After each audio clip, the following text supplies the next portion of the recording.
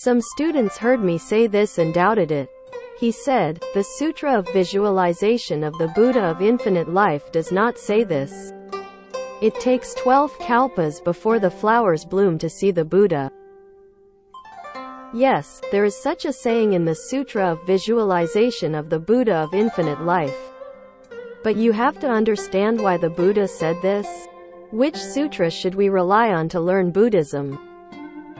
The decision we rely on is the Infinite Life Sutra, and it is the 6th chapter in the Infinite Life Sutra. The 48 vows and the 48 great vows are said by Amitabha Buddha himself. Buddha Shakyamuni introduced us to the Pure Land.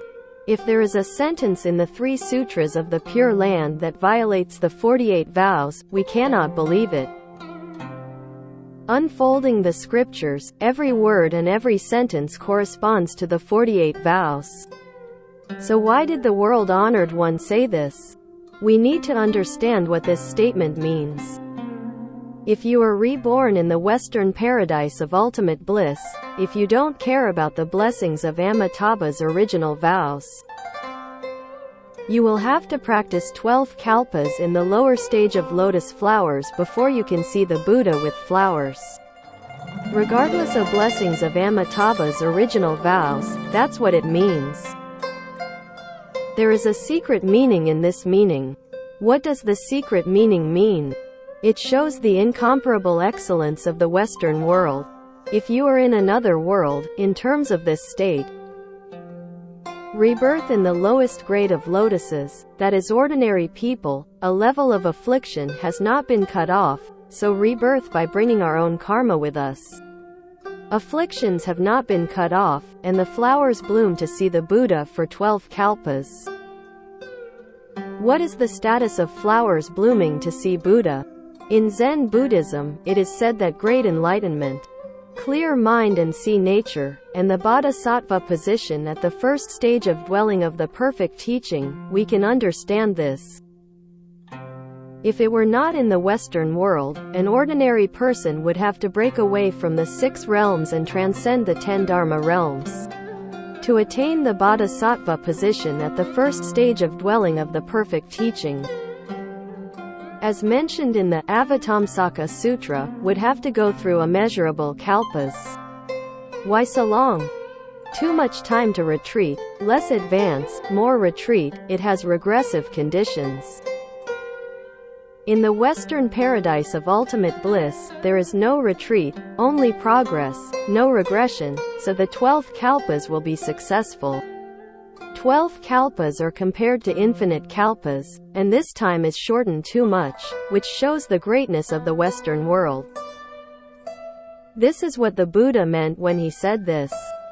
The actual situation is not as like that.